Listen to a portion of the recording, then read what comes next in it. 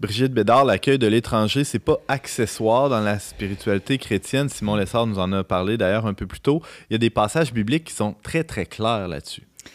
Il parlait tout tantôt, Antoine, Simon, que dans l'Ancien Testament, il y a une profusion où on parle de l'accueil de l'étranger, puis tout ça. Puis j'aime beaucoup, là, dans le Lévitique 19-34, pour ceux qui aiment les références, « L'étranger qui réside avec vous sera pour vous comme un compatriote, et tu l'aimeras comme toi-même.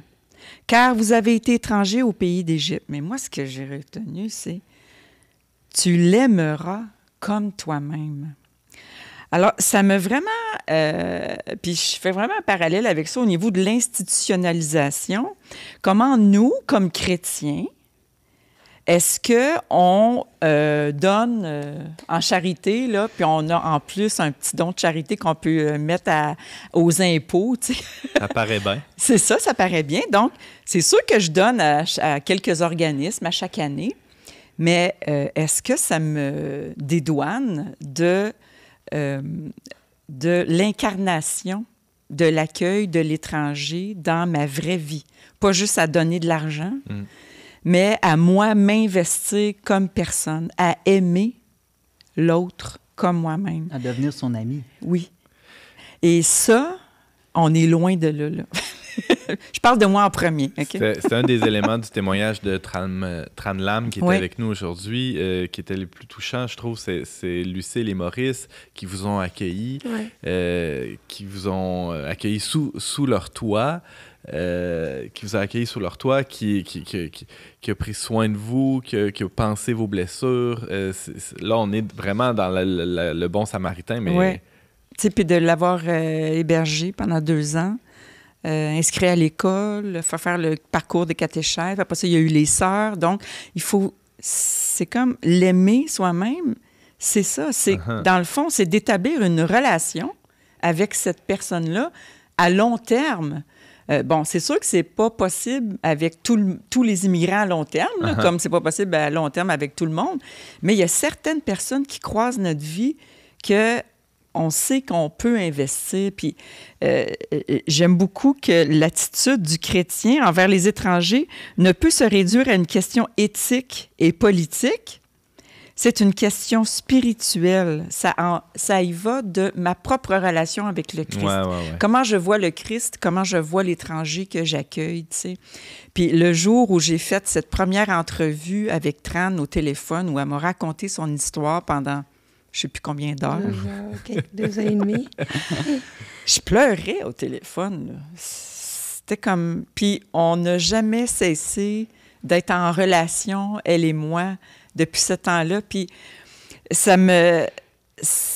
en fréquentant des immigrants, des réfugiés, que je me suis rendu compte que j'avais, moi, des préjugés. Ah ouais? Des préjugés racistes, des pensées racistes, des réflexions racistes ou xénophobes. Mais c'est en les fréquentant de façon amicale, pas juste le dimanche à la messe. « Ah, bonjour, au revoir ». Tu n'es pas confronté à ton ignorance, là. Tu n'es pas confronté à une relation, à une personne, à une culture. Mais quand tu peux rester dans l'illusion que tu n'es pas raciste puis que tout va bien, puis tu es une bonne personne. Tu t'investis pas, alors... T'sais? Donc, dans n'importe quelle relation, quand tu commences à t'investir, ben là, tu commences à montrer tes faiblesses, tes côtés moins chrétiens. Fait que, tu sais, moi, je me suis laissée éduquer par mes amis immigrants et ils m'éduquent et moi aussi, je les éduque sur ma culture, sur mon occidentalité, tu sais. Comment tu fais ça? Bonne pression. En fait, j'ai remarqué qu'on se rend compte, OK, j'ai la chance d'être dans une communauté chrétienne tissée serrée où on se rencontre à chaque semaine. On a un petit temps fraternel à tous les mercredis soirs. Alors, on se rencontre et cette année, dans cette petite fratrie, il y a 3 couples d'Africains, de 3 pays différents d'Afrique. Fait que c'est toi l'étrangère. C'est moi l'étrangère. C'est fou, hein? Puis et ça fait 7 ans, 8 ans que je fréquente ces frères et sœurs-là, qui sont chrétiens et tout. Mais c'est comme la première fois, cette année, où on parle vraiment de leur culture et de ma culture et de mes difficultés à m'adapter à eux. Et j'ai décidé que j'allais ouvrir là-dessus cette année avec eux, puis vraiment d'être vrai. Puis ça a donné des temps incroyables d'échanges, des confidences incroyables. Comme de juste dire à mon ami qui vient de la Côte d'Ivoire, mais d'une certaine région de Côte d'Ivoire, hein, parce qu'en Côte d'Ivoire, il y a différentes régions. C'est comme au Québec, là. Mm-hmm. Quand tu vas au Lac-Saint-Jean, ils ont un petit accent, hein? Quand ils vont en Gaspésie, tu as un petit accent, puis à Montréal, tu as un autre accent. Fait que, en Côte d'Ivoire, c'est pareil. Alors, il y a des accents un peu partout. Puis là, je disais à mon ami qui me parlait, c'est parce que Stéphane, quand tu me parles, je comprends rien. Mais ça lui a fait réaliser que, c'est vrai, quand je parle à d'autres qui ne sont pas ivoiriens, ça se peut qu'il y ait de la difficulté à me comprendre. Fait que c'est dans des choses comme ça où une autre amie... C'est la franchise, la transparence. Oui, c'est ça. Puis d'admettre que moi, je veux mieux communiquer avec lui, je veux me rapprocher de lui, mais pour ça, il y a une barrière linguistique. Tu connais ça, Tran, les barrières linguistiques? Alors... je racontais ça dans ma petite fratrie aussi, que j'ai une amie à moi qui est camerounaise et quand elle était petite, elle est arrivée ici du Cameroun et quand elle est arrivée dans une école, il y avait juste des Blancs. Et elle disait, mais ils sont tous pareils. Elle n'était pas capable... Toi, tu disais que tu avais peur des Blancs, ils avaient l'air des fantômes, blonds aux yeux bleus, blancs. Elles étaient toutes pareilles. Ils sont toutes pareilles. Et moi, j'étais sûre que moi, quand j'étais jeune, je fréquentais pas de Noirs, je fréquentais pas d'Asiatiques, je fréquentais aucun immigrant, OK? Parce que j'étais sur la rive sud de Montréal, il y avait juste des Blancs québécois de souche, puis c'était ça, tu sais, puis... Mais avec le temps, puis là, dans ma communauté, c'est un peu ça qu'on vit, c'est que je fréquente des Noirs, des Asiatiques, des Sud-Américains, des Libanais, alors du monde de partout, et je vois que, cette amie camerounaise-là, quand elle disait que les Blancs étaient tous pareils, moi, quand j'étais jeune, je me disais, les Noirs, je ne suis pas capable de les différencier. Tu sais. Puis quand je suis arrivée dans cette communauté-là, c'était vrai. Donc, je croyais que j'étais raciste en ressentant ça, puis je me sentais coupable, donc je disais rien. Puis je faisais semblant d'y reconnaître. En l'entendant te le dire, par contre, ça puis quand je l'ai entendu me dire ça, ça a fait que... Mais j'ai dit, comment tu fais pour me reconnaître? Elle dit, au début, je me donne des codes. Fait que menton pointu, telle affaire. Les lunettes. Donc, ça a été ça. Donc, c'est la fréquentation. C'est la si fréquentation. On parle et on voit souvent quelqu'un, après, évidemment, qu'on reconnaît son visage distinctif. Exactement. Mais c'est là que j'ai découvert, dans le fond, je ne suis pas une personne raciste. Mais j'avais des attitudes peut-être qui ont l'air racistes. Mais dans le fond de moi, non, j'étais juste ignorante. Puis je demande juste à être éduquée, tu sais. Ouais. Mais... puis eux autres aussi, tu sais, j'ai une amie qui a beaucoup de difficultés avec les expressions québécoises, qui vient du Burundi, qui a dû fuir son pays à cause des troubles politiques là-bas. Et pour elle, de s'habituer à l'accent québécois, elle parle un français impeccable, tu sais.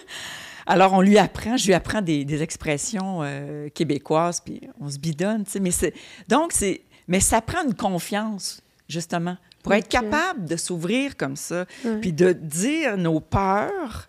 Ça prend une confiance que cette personne-là, elle sait que je ne suis pas raciste, puis que je peux oser dire des choses, tu sais. Donc, je dirais que comment on peut se connaître mieux entre nous, les chrétiens, puis les immigrants, les réfugiés, tout ça, c'est de créer des espaces, justement, où on peut vivre des moments fraternels, mais... Il y en a-tu beaucoup dans l'Église, des lieux de fraternité comme ça?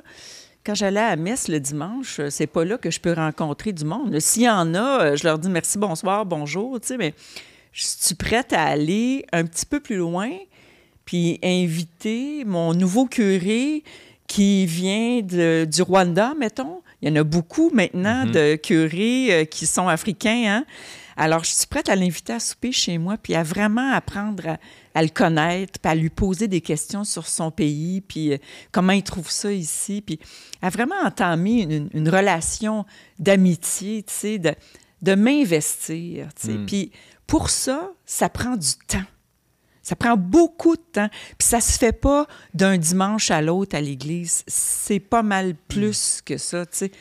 Même dans les mouvements d'Église que j'ai fréquentés au début de ma conversion, c'était des mouvements d'Église où il y avait que des Blancs puis Québécois de souche, là. Alors, c'est tout nouveau pour moi dans ma vie. Ça, la tentation qui est tout à fait compréhensible, là, je ne pose pas de jugement ici, la tentation qu'on a dans les paroisses à faire des regroupements par nationalité ou par origine ethnique ou je ne sais pas trop. On va faire une messe pour les latino-américains, on va faire une messe pour les... Puis c'est correct. Puis c'est correct. Puis c'est nécessaire aussi. Des Parce fois, ça peut être besoin... un point de chute. C'est normal qu'on veuille être entre guillemets, entre nous de temps en temps. Oui. Que Même, en fait, notre tentation, puis ça, c'est pas chrétien pantoute, c'est soit de ghettoiser les immigrants. Mettez-vous dans votre ghetto, là, puis restez là. Hein? Ou, au contraire, de vouloir les assimiler. Donc, de les rendre pareils à nous, d'en faire des vrais Québécois, là... Mais non, ils vont toujours demeurer différents de nous. Donc, c'est quoi entre les deux? Tu sais, je pense juste aux Autochtones au Québec. Moi, je suis née à Sainte-Catherine, à côté de Kahnawake. J'ai jamais parlé à un Autochtone de ma vie avant l'année passée, là. Je suis allée à Manawan pour aller rencontrer des Autochtones pour faire connaissance. Puis là encore, c'est long avant de connaître... Je connaissais même pas un mot atikamekw. C'est-tu normal d'être né au Québec, d'avoir grandi au Québec toute ma vie avec des Autochtones partout, puis de ne pas savoir un mot atikamekw? C'est-tu normal, ça?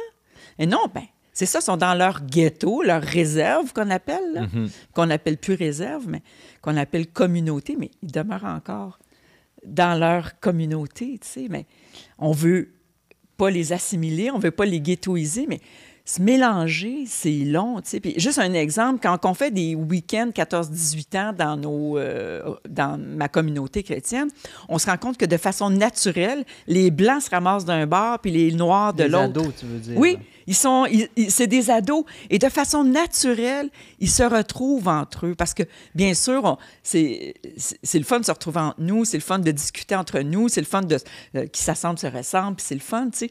Ça demande un effort. Sont-ils racistes, ces ados-là? Ben non, justement. Ils ne sont pas racistes, mais eux autres aussi ont besoin d'être éduqués, puis ont besoin d'éduquer les autres. C'est que la charité, c'est aller plus loin que simplement le premier mouvement de la nature. C'est sortir de notre zone de confort. Il faut faire un effort. Sortir de notre pays pour aller dans le pays de l'autre. Il faut faire un effort pour aller vers l'autre, puis ça demande toujours un effort, tu sais.